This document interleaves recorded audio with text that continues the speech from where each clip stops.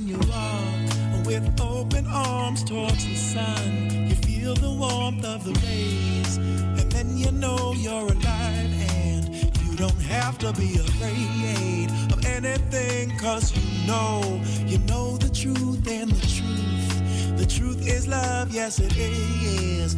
Wasn't what they said to you, or anything that you learn from a book or from the news. It's not like that, cause it's a thing. It is something that you do.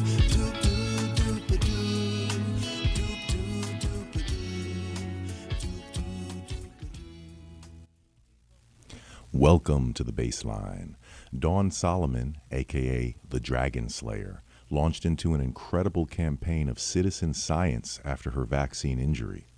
With a background in biology, she began doing microscopy to try to figure out what was going on, and her findings were astonishing. It is my honor to welcome back to the Bassline the vigilant Dawn Solomon. Good afternoon, Dawn. Welcome back to the Bassline. How are you this afternoon? Hey, Jeremiah. Thank you for having me back, and I'm doing really good. Thanks for asking. How are you doing? Oh, I'm doing great. Thank you so much. I just had an incredible experience performing down in St. Croix with Leon and the Peoples. We're actually playing tonight on 54th Street. Otherwise, I'd be at Gary's event, which I'm bummed out to miss, but I'm happy to be on the bandstand. And just finished teaching a chess lesson in a park nearby. So life is good. Looking forward to reuniting with my family in Europe in a few days. They've been there for about a month, and I miss them very much by now. So looking forward to that. Yeah. Right. And actually, before we get into today's discussion, which I'm very excited about because Dawn has been doing some incredible stuff, and it's really unique what we're going to discuss here today.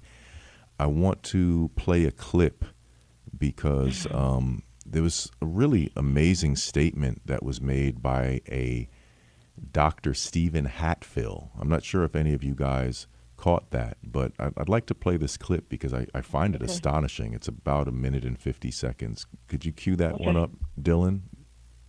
Walk us through what led to the decision of finally getting, stopping the underwriting of American taxpayer for this experimental gene therapy, sir. Hi, Stephen. Good to see you once again. What happened is that the data had accumulated to the point where meta-analysis studies could be done. These are very comprehensive analysis, and it virtually came back consistently that there was no benefit to risk ratio for taking a messenger RNA vaccine. In fact, it was more dangerous to take a vaccine than it was to contract COVID-19 and be hospitalized with it. Now, we're now in 2022 that this data started to come out. The side effects for this essentially gene therapy was so enormous and progressive, it was difficult to fathom.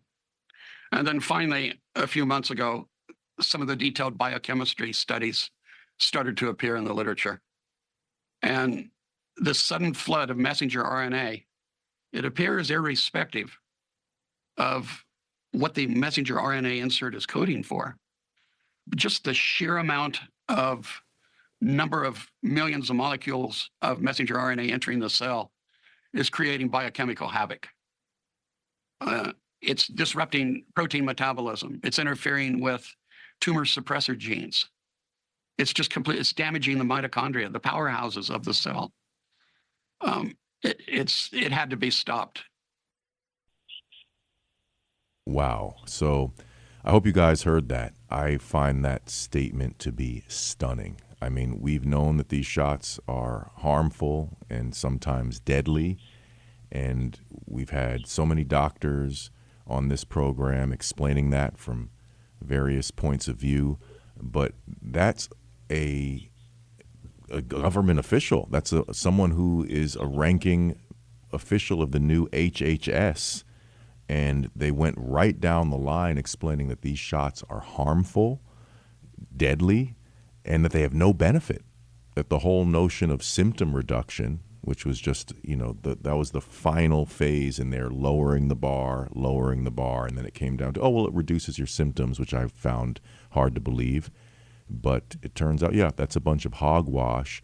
And my question is now, how are these shots still available with that information now available and that having been stated by Dr. Stephen Hatfill, who, again, is not just another rogue doctor, but someone actually speaking in an official capacity who works in a special division under HHS.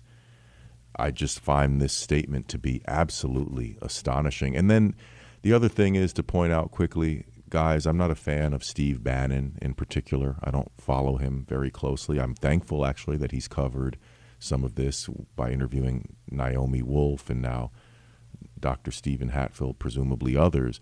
But I'm not a Steve Bannon fan, but that's irrelevant. I sent this clip to someone. They said, I don't like Steve Bannon and his message of hate and blah, blah. Put Steve Bannon aside.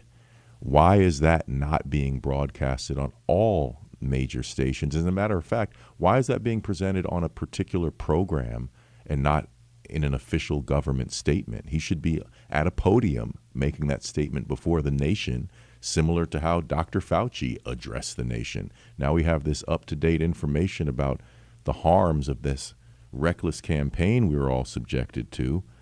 And this should be front page news.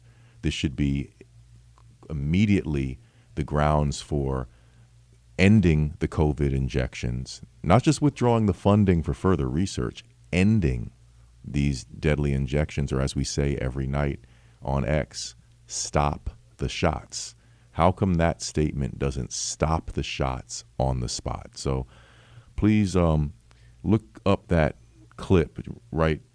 Dr. Stephen Hatfill, Hatfill,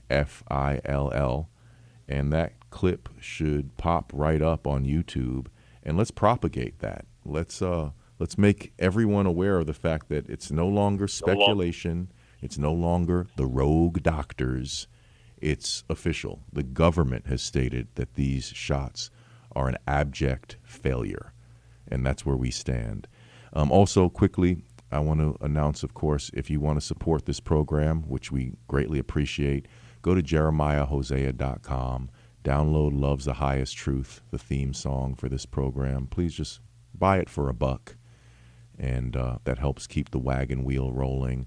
If you want a chess lesson, just gave a chess lesson in the park, like I said, and I'll be giving more chess lessons later today. Please go to remotelearningchess.com, remotelearningchess.com, the game of kings and the king of games. And then, of course, please subscribe to my Substack if you would. Check out my latest article. It's called Clue. And I really appreciate if you look me up on Substack. Make sure to subscribe for free if you can. Be a paid subscriber. Greatly appreciate that. But if you can't be a paid subscriber right now, please become a free subscriber right away. And please help me spread the word about my Substack. I think I have 2,300 subscribers as of now, but with this great listening audience supporting me, I should have thousands and thousands of followers by now. So please check out those articles. That's me doing my best work and trying to make a contribution to this ongoing struggle of finding the truth in the age of techno-feudalism that we're trying to fight here. So we don't want techno-feudalism. We don't want the biodigital convergence being forced upon us. We don't want toxic mRNA injections. And I'll go ahead and say I don't think we need any of these injections. Like Dr. Judy Mikovits has said, stop all the shots. I support that idea based on what I've learned really as the host of this program. But now let's focus on my incredible guest, my friend, Dawn Solomon, who is just really a remarkable individual. I encourage you to scroll through the archives and listen to my first interview with Dawn. And she's been keeping it up. She has not taken her foot off the gas pedal in terms of this incredible citizen science she's been doing. And I would like to start, Dawn, with the question of your new microscope. Well, it's not quite new anymore, but it's the newer microscope. So you, on account of what you had experienced, you launched into this exploration, and you had a microscope to refer to, and it was producing all these astonishing images. I mean, the images that you gathered through your microscopy are astonishing, to say the least. But now you have a newer microscope. How has that added to your research? What's the difference now with the new microscope? It's just a dark field, so it's able to take me to and view like nanoparticles, stuff like that. That's important, right? And then it allows me to see images a little bit closer, I think. And then I have another camera that it goes on it too, and it's because it can interchange. So I have another one that's I haven't really used it that much because I need another cord for it, but it's another in-depth microscope part that adds to it. So it's kind of cool. So it's just something for me. It was a new toy for me, right? Because that's what I do is play with that thing so much, right? Right. So I'm always in it, yeah, constantly looking in it. Now let me ask you: does it make your previous microscope obsolete, or is there some use for the first microscope still? Oh yeah, there's always like I'm an old school girl, so I like the older stuff, but I like the dark field. I'm not gonna lie, the dark field allows me to see organisms that, like let's say that you think it's an air bubble or if it's an organism. Well, you'd be able to tell it's an organism because it's going to glow, and the air bubble would not, right? So it kind of lets me know if I have any mistakes in it. So it's kind of cool. So I like it. I like it a lot. Fascinating. If that makes any sense. Yeah, absolutely. So I would like to ask you about this incredible event that happened recently, which is that your name was included in a research paper. So from citizen science to now you're being cited in research papers. Tell us all about this research paper and your contribution to it, please. Okay. I wrote a paper because I noticed that there was a parasite in our water and also that's in our blood, right? So being that, I call it bioweapon, okay, because we really can't like name it down to a specific, DNA. I haven't did all the DNA on the animal yet or the critter that's inside of us, right? So I can't specifically say it's a parasite, right? So I have to say it's a bioweapon because it could be lots of different things all in one, right? Which is what I've come to the assumption of, right? Because this is just me in my room, a microscope, right? I'm not a scientist by trade, right? Or I don't have I have a science degree, but I haven't been in the field, right? So I don't have a job in the field. So although I probably should later on. Yeah, but anyway, right? The many hours that I put in, I'm a self-taught scientist, I guess is what I want to say. But anyway, to sum it up, my dog, sorry. I've got my grandchild with me today, and she goes back, so I apologize if I have any interruptions with her. Okay, no worries, you guys, it's live radio. All That's right. the charm of live radio. So anyways, back to so I found a bioweapon. I wrote an article because I wanted to, let people know of my research and then also to put it out there so that way we could start getting it tested, right? Because there's other people that can test it for the things that I'm saying that I found, right? So with that being said, I wrote an article and went ahead and published it. And I also published another article that was showing people how to remove the graphene and the black goo and stuff from their blood and the structures, right? So I also published that one as well. And that was me just giving that to people for free because I felt like the world needs it and they need to heal and get better. So it was one way that they could try to clean their blood, right? It's an option there. So, and it's for anybody. So anyway, I put that on there too as a published paper too as well. So I published 2 papers with the site. So, and then that paper has been getting a lot of attention because of some certain things that I discovered that they might have used in the weapon, which I actually have a lot of documents that would kind of like back that up, right? So I found like C. elegans. And I don't know if many people know what a C. elegans is, but it is a nematode. And they have some that are from 40,000 years old and they have some from 1300 BC. So there's quite some that are different time frames of era, and they can do different things in our body. And so the nematode that I found to be in the water, potentially, is one that could actually be in our blood as well. So that's pretty alarming because that's not good, right? So I went ahead and I started taking my images and I started matching them up with Grok, right? Asking Grok to confirm what I was finding, and Grok was. So when that happened, then I was able to kind of like be more willing to put my research out there and publish a paper, because before I lacked confidence, I guess, on what I was finding and didn't have any validation that it was that. So I figured with Grok validating it, I probably couldn't go wrong, I'm hoping. So I went ahead and published it. Right, incredible. So how can people find that? Where do people look up this recent paper and the others you mentioned? Okay, they're on Figshare. So it's FIGSHARE.com. So that's where I cited my papers at and published them. So I didn't cite them, but I published them. But so they could go on there and look at them and read them.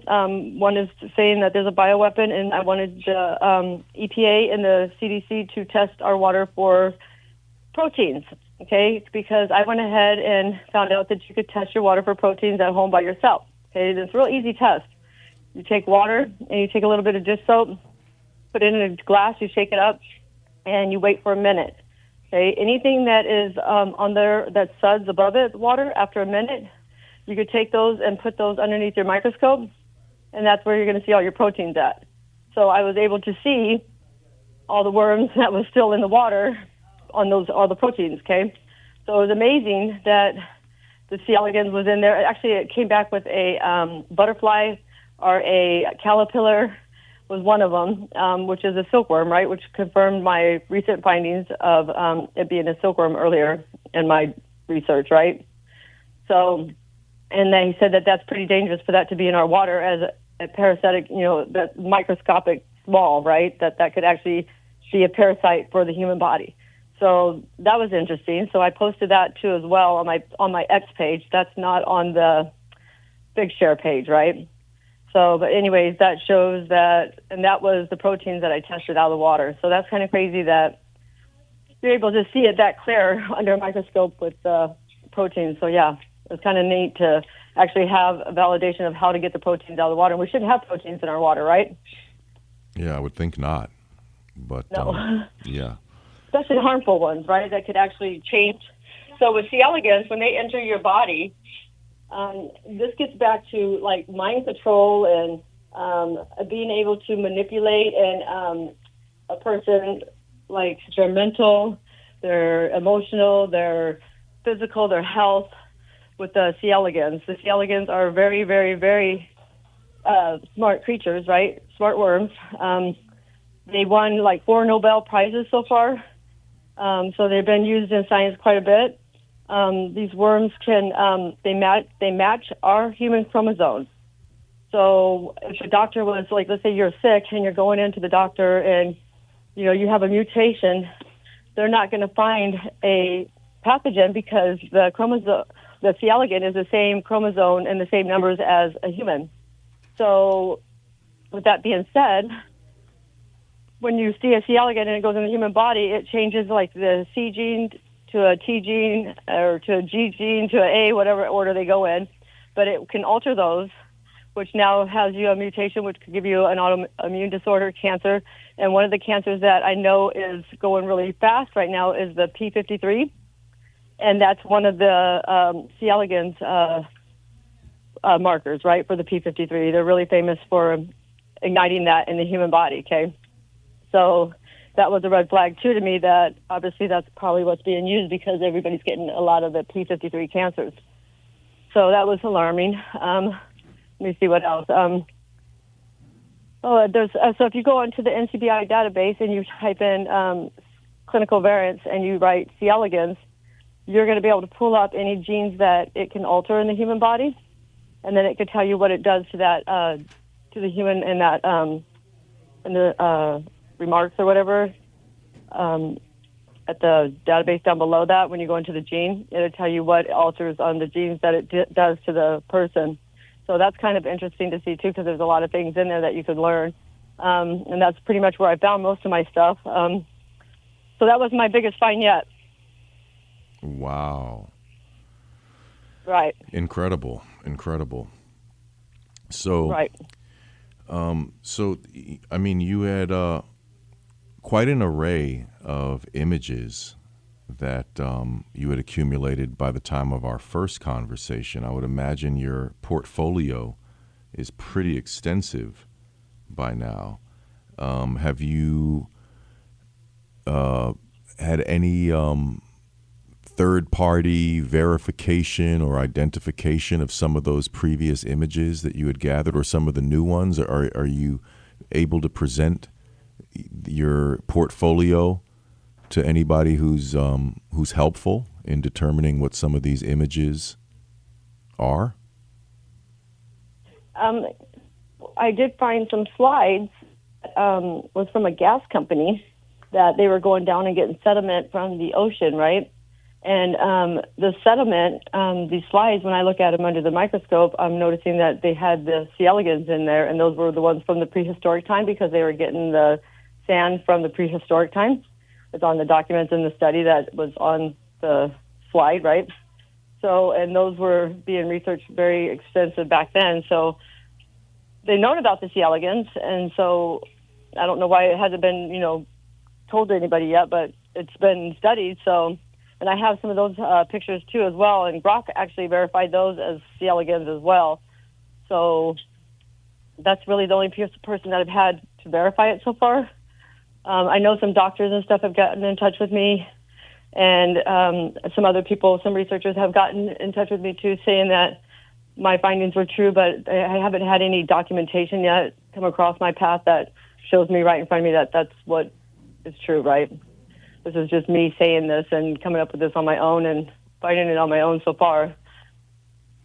If that's what you're asking, I don't know if I answered the question or not. Yeah, no, absolutely.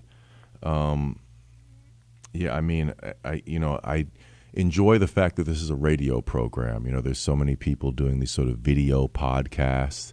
I like the sort of quaint notion of old-fashioned radio. And although this is, internet radio, but still, it's a radio program. So I try to not call this a podcast, because we're actually doing live radio here on the Progressive Radio Network.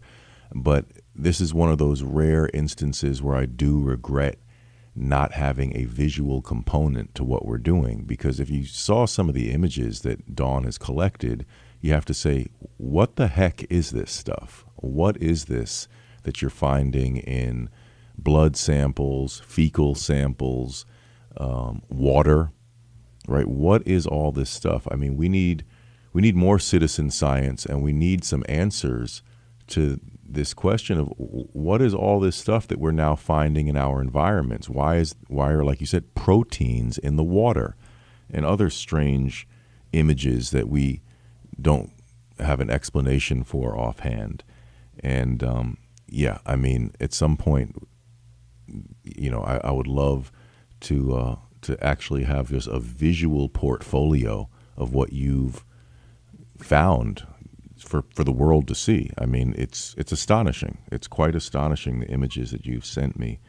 And again, this isn't somebody finding stuff on the internet. This is Dawn with her own microscope determining that these nanoparticles, these microbes, whatever you want to call them, these are in our environment and in our bodies.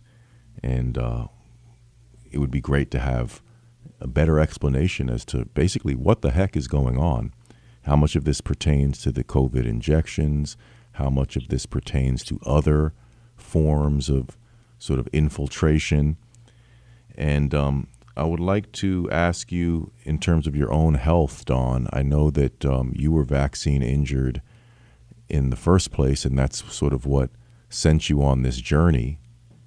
But where do you stand now if you don't mind discussing it in terms of your own recovery and your own health. Have you been able to make any progress? Okay, yeah, I did. Okay, when I first was sick and came down with it and didn't even know yet that it was COVID related, right? I got precancer and a fast, aggressive cancer, right? So it could turn invasive within a month. And my cells were like the P16 cells were what would be called it's a disease that it starts with the H too. I'm thinking of it. I'll come back to that. But most people get it. It's a sexual disease, but I didn't have that. But I had the symptoms of it, so it appeared to resemble that. So it was a fast cancer growing cell, right? So I went into the Cleveland Clinic to get it cut out, and when I got home, I still felt sick. So I was like, something's not right. They're missing something. So that's when I got the microscope and saw my blood, and it was like black. When I first looked in the microscope, I was like, that can't be my blood, right? And it was. So with that being said, I was very concerned about my blood, and no doctors were really telling me what it was. They were like, we don't know what it is. And so I go, well, whatever that is, it's killing me. So I had to figure something out. And that's when I started testing stuff, and my blood looks great today. Like, it's pink. So I was able to find some herbs. I did have another breakthrough 2 days ago, maybe 4 days ago now, and I'll let you know what it is. And I take Tulsi, okay? So Tulsi africanum was one of the things that I noticed that cleans the blood. I filed a patent on it. It's pending. And I did that just to protect it, so that way nobody could come along and market it and sell it and charge people outrageous amounts, right? So, because that's one of the things I gave away on that paper was that regimen to help people's blood, right? So, I take that quite often, okay? And you can only use africanum because I noticed that when I was doing my research that other Tulsis can actually make the C. elegans a stronger worm and extend its life, right? So you got to be very, very careful not to just take any Tulsi out there, right? So you have to make sure that it's a Tulsi africanum, and usually it's a organic, so it comes with a lot number on it, and if it comes with that, it's pretty legit. If it's not coming with a lot number, I would question it, okay? So that I found to be the best thing to actually clean my blood. And not just mine. I did plenty of other people's too, right? And so it would do that for every person that I've tested so far, which was pretty remarkable considering we all have different blood types and different lifestyles and everything like that. So with that being said, I take that. Well, the other day I was reading the Bible, and I came across, I wanted to see if anybody in the Bible was cleaning water in the past, and so I Googled it, and it said Moses did, and it said that he used a piece of wood from a tree to take the water from being bitter, right, and that it came out sweet. And I said, Revelations 8:11 says our water is bitter, right, that 1/3 of our water would be tainted and it would be bitter, and it was going to kill lots of men. So I was like, I wonder if they have anything in common or if that would work on our water. So I went and tried to find out what tree this was that Moses used, and there was only speculations and guessing, but they said a moringa tree. I might have said it wrong. It's moringa. And so I said, I think that's probably going to be the cure. So I was on 8/11, which is really kind of crazy and I didn't notice that date, but Trivium told me, he's like, Dawn, you know what day it is? It was 8/11. Well, I went and I bought 5 of those trees, and I took the leaves from that tree and I just put them in the water, right? And this is tap water. Now, I've known the water's been bad since I was 5 years old, right? So I've never drank tap water in my life. And so when I tested the water, it was clean. I actually drank that water. So it was like the first time I ever drank tap water. And hold on 1 second. Hold on. No problem. My granddaughter must go off swing. So I drank that water, and when I did, I'm letting you know now, like, I felt like tingling in my head, so it was amazing. When I tested my blood, sweetheart, when I tested my blood, there was some structures on the blood. Come on, there was some structures that were the black rings that are commonly, you get them in your body every day anyway, because there's so many things that have this contaminated, right? It's in so many different things, our food, our water, just everything. So you're going to get them, back in your body until the world gets an idea and starts cleaning it all up. So every day you usually have to take Tulsi every 3 days, right? So I had some in my body, some structures. And so when I drank that water, I'm looking in the microscope and the structures are there, but they're disappearing. And now I didn't put anything in the microscope, no, no herbs, no nothing. And it was already like showing me that medicine and that the water was working, the moringa tree. So that was pretty amazing. Now, can I say that I didn't have Tulsi in my body with that? No, because I did.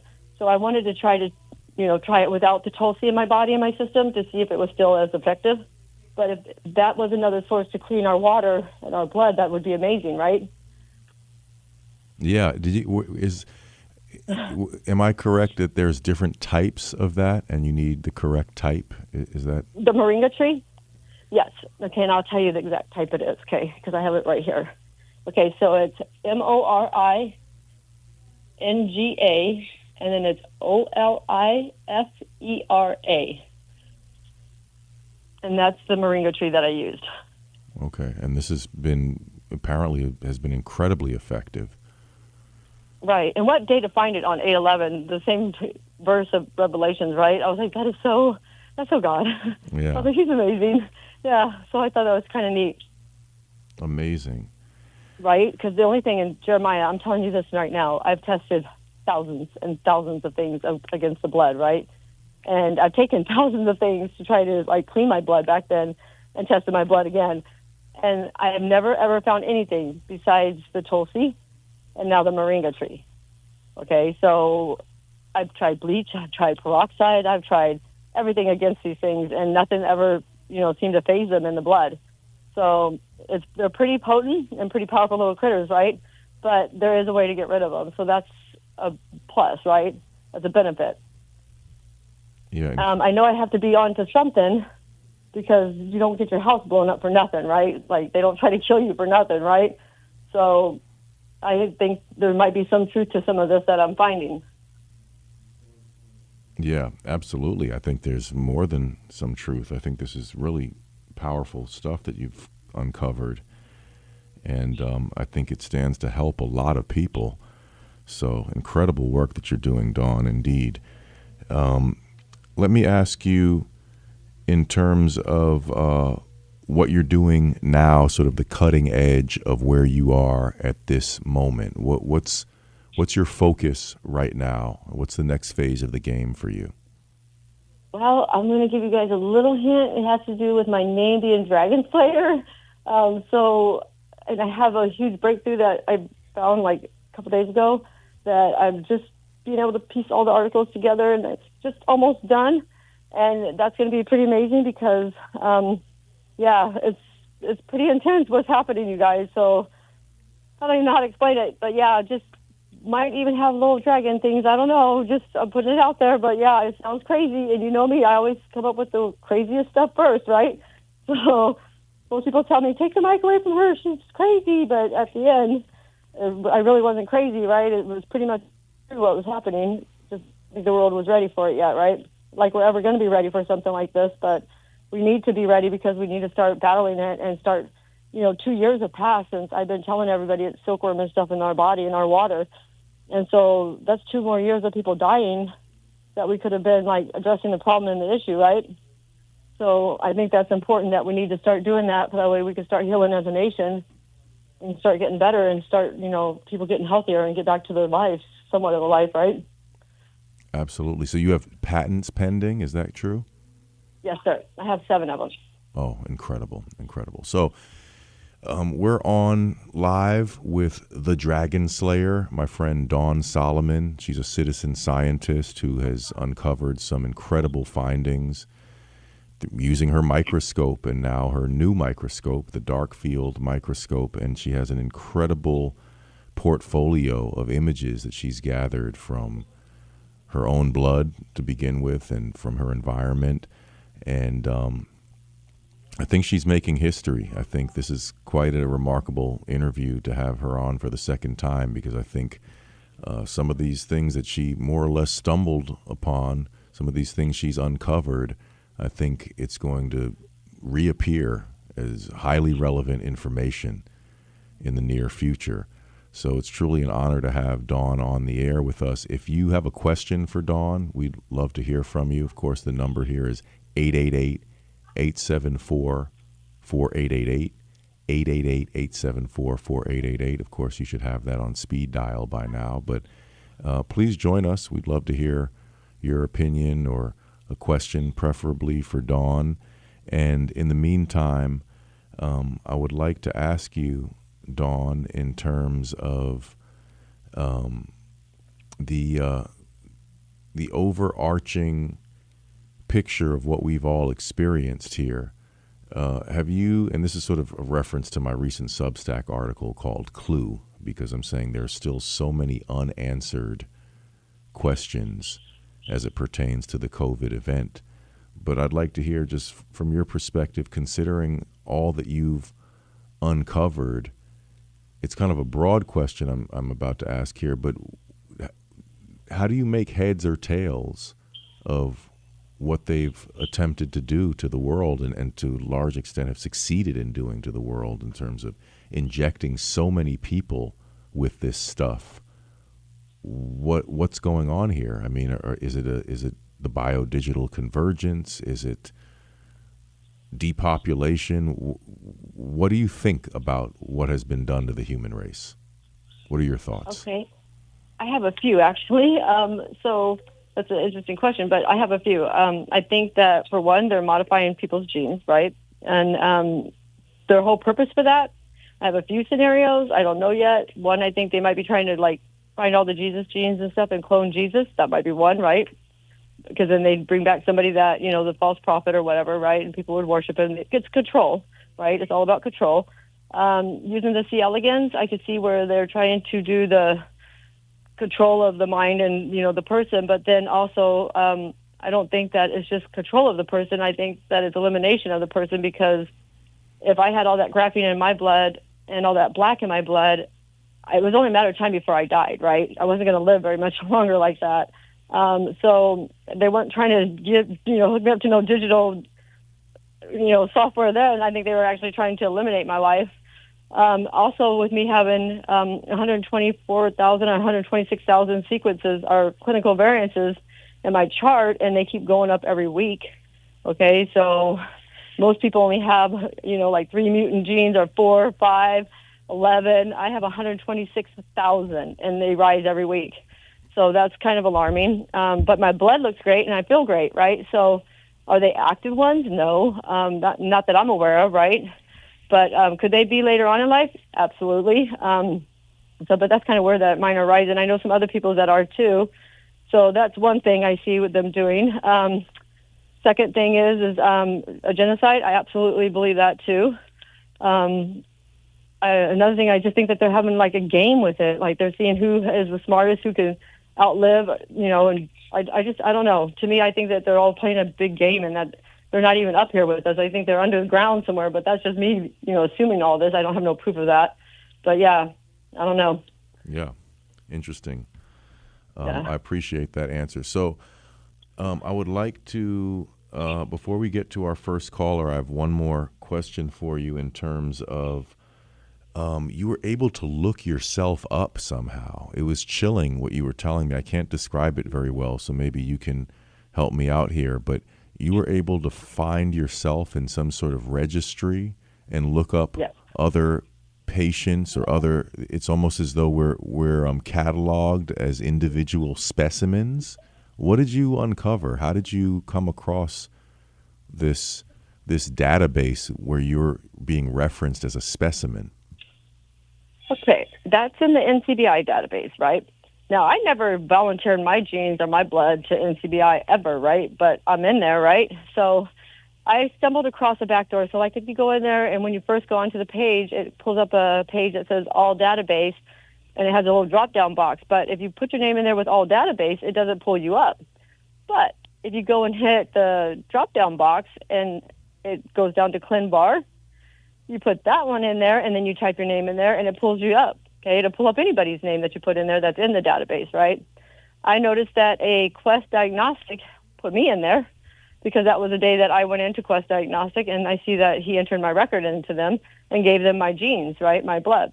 sample, which they were able to map my genes then and be able to get, everything about me. So when I first started noticing mine and found myself in there, I was at 121,000, and that was probably 2 months ago, and I'm at 126,000. So, and I've been able to see which genes get added on there, which ones get deleted, and they're pretty active in that place. Like that thing, they update every Thursday. So, I mean, that's a lot of dedication to enter 126,000 clinical variances in my chart alone, and long enough everybody's in the world, right? That's a lot of, footwork there. Yeah. So, but yeah, anybody could go in there. Out of the country, you usually have to use the middle name as well. So when you're like from Canada or somebody else, other countries, you have to usually use your first, middle, and last name. But in the United States, you only have to use your first and your last. If you're married or anything, put your maiden name in there too as well, because you might have a different document under your maiden name as you would your married name. It's just whatever you went to the hospital or doctors with the most is what's mostly going to have your details in there.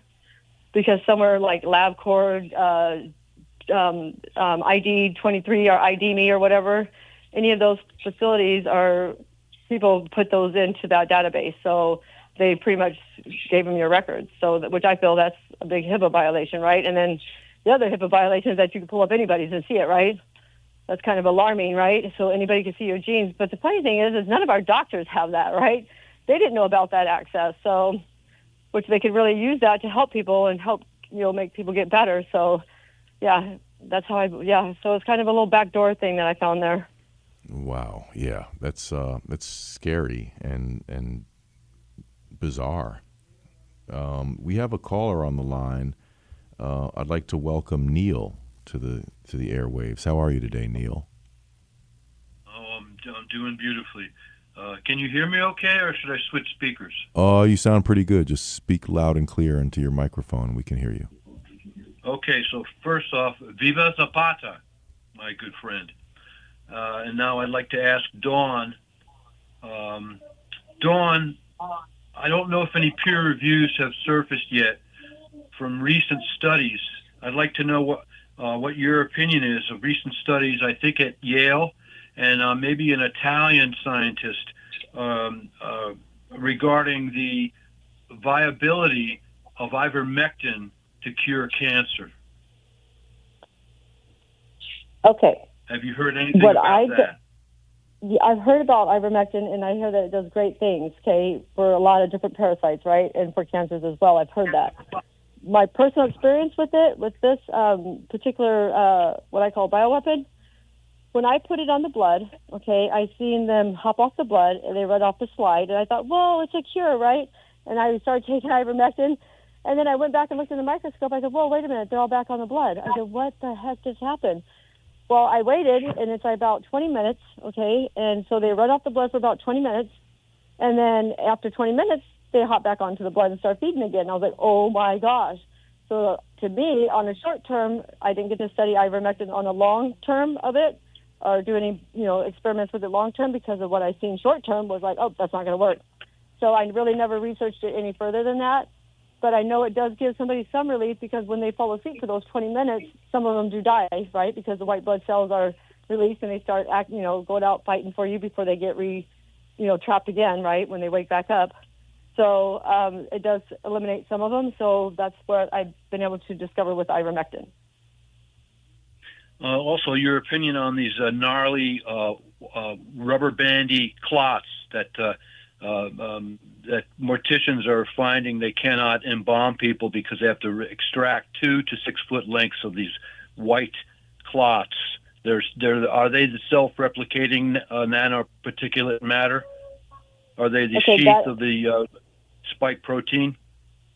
Those are, from what I see in my blood and many other people's blood, those are alive. Okay, so I have them with and even in some of the vomiting fluid guys on the X space, he had some jars, and I was going through them, and I was like, hey, there's a head right there on that one. I circled it, put a head on a piece of paper and sent it back to him, and I really didn't get any response back on that. But and I've been able to find many more that, like on my images, I had some worms that had these arms, right, and they both have a head on each end, and they both have arms on each end of the worm, right? And I'm like, what's the hands for, right? I thought it was to run around the blood. Well, no, it's just been a little red blood cell. Well, I've seen some other abominers that have the little critter there with the long arms hanging off, and I could, if you want to go to my X page or whatever one day, you could see them. But yeah, so I found those clots to be alive. I did run a thing through Grok saying, what if you put silkworm fibrin, graphene, and a growth factor, XI, what would happen? And it said it would make the human body produce fibrin clots. So that was pretty interesting, because then the mysterious clots weren't mysterious any longer, right? They go on replicating. Anyway. They survive the host. So even after death, they continue replicating. So is that what's called the hydro gel? Is that a misnomer? Okay, so the hydrogel to me is a C. elegans. That's a hydro C. elegans. It's a serpent that is in the ocean. That's a water one, and it's a hydro. It's amazing that you said that, because the ones that I'm finding are the same, almost the same name, but just a little bit more added to the end of that. But yeah, that's what I've been able to find so far, is that it was a C. elegans. That's a hydro, but it's a serpent in the ocean. So yeah, and that's going to come out in my next paper here. The Hydra thing is immortal, I've heard. Can you spell C. elegans? Okay, it's C, because that name right there, it gets abbreviated for a reason, because that name is long, right? So is it on your website? And then, yeah, it's on my X page. Yes. Okay, because I can't hear you that well. Okay, sorry. No, my fault. Thank you so very much. God bless you. Hey, it's King James only. Follow Robert Breaker on the Rapture. I can't seem to find a ministry that is pre-trib rapture, King James only, and flat Earth. Oh, wow. Yeah, I'm not a big proponent of the flat Earth stuff myself. Well, check anyway, because Jeremiah, it's all over the Old Testament. Thank you, and God bless you both and your loved ones. All right, thank you. Oh, thank you. God bless you too. Yeah, I've looked into it, and I was not compelled at all. I said, if you're going to make these kind of, far-fetched claims, I need some meat on the bone. And they just kept dancing around with a lot of kind of various comments. And I said, it's not the way you support a radical hypothesis. That was my experience with that. Well, it's empirically proven, and it's also all over the Torah. Yeah, I mean, I don't. It's hard to know what's right anymore nowadays and what's wrong, right? Because we've been lied to so much that it's amazing to me anyway. Well, check out 200 Proofs. Earth is not a spinning ball, Jeremiah. You'll find it quite surprising. Repeatable experiments going back over 100 years. The ball Earth is only a theory, but then I've been studying it for a while. I was converted maybe about a year after my Christian conversion. Yeah, I don't want to finish the show discussing this. I'm sorry, but thanks for calling in. I appreciate it. Let me go into the weeds. And again, God bless you both. Thank you. Yeah, like I said, I'll try to continue to be open-minded, but I was not at all compelled by the statements and the things that I've seen trying to substantiate the claim. But whatever, we'll save that for another time perhaps. But Dawn, we have a little bit less than 10 minutes. I guess we have about 8 minutes left for our program here. I would love if you could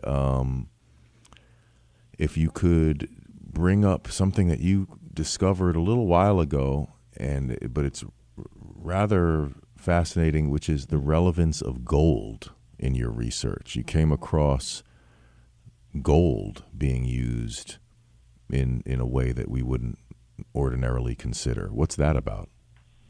Okay, so I ran across a document in NCBI database that said Dragon 1 and Dragon 2, right? And it was at the very beginning of my research, and it was a time when I was like going really fast, like going through research, like I was being led, spiritually through a bunch of documents, and I couldn't keep up with it. And I even called somebody, and I was like, "It's happening just too fast. I get too many flashes." And so she's like, "Calm down, don't call anybody else," because she said, "You sound crazy." And I was like, "That's okay." And so, but I saw Dragon 1 and Dragon 2. Now, in that document, okay, there's a library on there, and it says let me make sure I say this right. Let me go to the document. RCPCR, let me see. Let me make sure. But anyways, I'm going to keep talking until I find the document. But on that document, it was showing that they have been able to do gold studies on two a bacteria and a fungus, right? And so that they've been able to manipulate gold in somehow with these two bacteria. Okay, they've been studying them, all right, and that the study was done, and it was also it had that PCR, RT, whatever code on there too, all right. And I was like, that's pretty crazy because I've seen that on the dragon gene, right? So I looked it up, and it says that there are a metadung. Let me see the right spelling here because I don't want to get it out wrong. It's metadung something, okay? And those were gold enhanced genes. And I said, gold enhanced genes. It's called GIG, right? And I said, what does gold enhanced genes mean, right? So the Department of Energy has a website that is called the Gold Project, right? So I thought, And so when I seen them on our NIH's documents and our genes, I'm thinking, why is the Department of Energy on our gene documents? What do they have to do with our genes? Why are they a part of all this, right? Why are they interested in our blood? So I went over there and looked at their site and found that they have a gold project and that there are like 500,000 organisms that they study and that they keep very well track of, right? Very good track of. And then trees that they keep track of, the environment that they keep track of, all the sediment that they keep track. I mean, they do all the sequences. So all the sequences that are ran at NCBI, you could take the sequences from the Gold Project, go put them into NCBI, and see everything they've done with those sequences. Right? Amazing, right? So if you ever get a lot of time to go through it, it's amazing what you find. So, anyways, I found that they had a Gold Project. At first, I thought, oh, they're making gold out of us, right? They're using us to make gold. Well, as my research has gone on, I've come to find out that they could change our genes, and there's 200,000 gold-enhanced genes, right? 200,000 something. So they could go in there if they're using gold nanoparticles, okay, which we've all seen the gold nanoparticles in the dark field microscope, right? So if they're using gold nanoparticles, they could turn on and off your genes. They can alter your genes. They can almost do like the drug delivery with the gold-induced genes, okay? So, and that's a lot of genes that they could manipulate in somebody's body to have 200,000, mutations that they could cause, which is amazing. So, yeah, that's where I've been able to come so far with the gold, research. I haven't gone 100%. I've gotten everything at like 100. I don't know all of it yet. All the documents aren't together yet, but that's what I've come along so far. Wow. Well, that's incredible. GIG, gold. Yeah. Induced genes. Right. Gold-induced genes. Wow. So yeah, right. I bet most of you guys haven't heard of that before. So let's look into that. Let's try to figure out what the heck is going on with that, as if we didn't have enough to research already. I know. Right? Every day, God gives me something. I'm like, okay, God, 3 years straight, just every day, Jeremiah. It's like amazing. It's crazy. Yeah, this is really, really remarkable. So, have you ever seen that movie, the Bundys, where Kelly, she's like learning something and she loses something, some piece of information? I almost feel like I'm to that point where you got too much and one comes in and one goes out the brain, right? Yeah, it's a lot. It is a lot, especially, and again, unless you saw Dawn's portfolio, you wouldn't even understand exactly what I mean. I mean, the stuff that she has come across is truly astonishing, and that's why I've been saying that we need a microscopy conference. We need a big old microscopy conference because a lot of people have seen a lot of crazy things in the blood of the injected. We've seen a lot of crazy things that were supposedly in the vials before injection.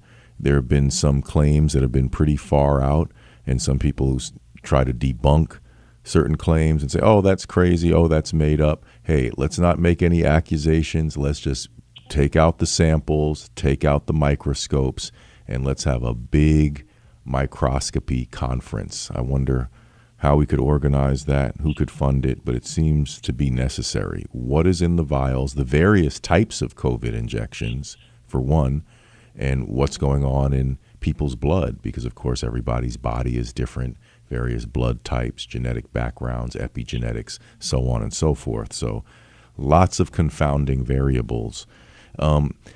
We're almost. Go ahead, Dawn. Yes, please. One thing is that I did get in touch. Some doctors got in touch with me, so I think some answers are going to be coming out really fast because they're going to look over some of my work, and I get to sit down with them, and that's going to be amazing, right? Because then, we get to exchange, right? And that's the best part, right?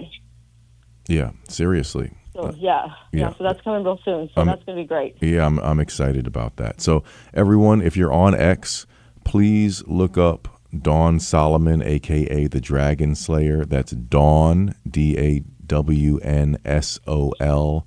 716-05592. That's her actual handle. DAWNSOL 716-05592. I know a lot of you PRN listeners are kind of old school, but I recommend get an X account because there's a lot of great people to follow and you can curate it in a way that's incredibly educational to you.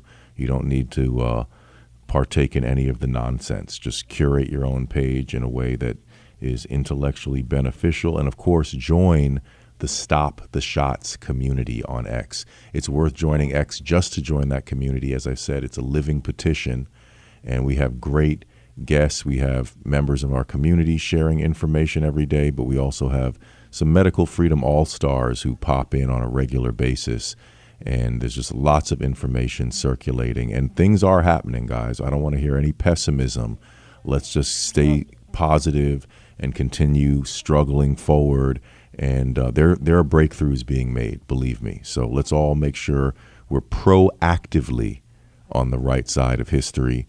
The time is ticking down. So yeah, we're pretty much out of time. But I want to thank you so much, Dawn. Keep up the great work.